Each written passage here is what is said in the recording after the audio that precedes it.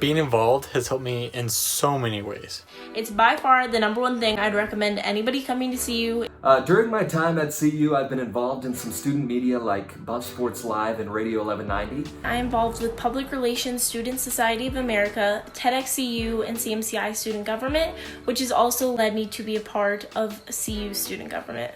I'm involved in CMCI Student Government, CMCI Student Ambassadors, as well as InfoBuffs. Today, I'm the newspaper editor-in-chief for The Bold, which is a new student publication launching in fall 2020. Currently, I'm in the CMCI Student Government, but I also work on campus at Disability Services. These clubs were a gateway into getting what I want to do out of my life, whether that's an internship or a career after college. I've already been able to make so many connections with people within my industry and really grow my network. Learning things on top of what I learn in class and practicing them more than what I would get in class.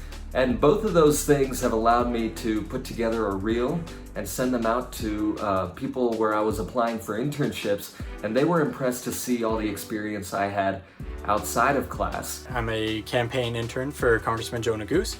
I'm also a data intern for the House Majority Project.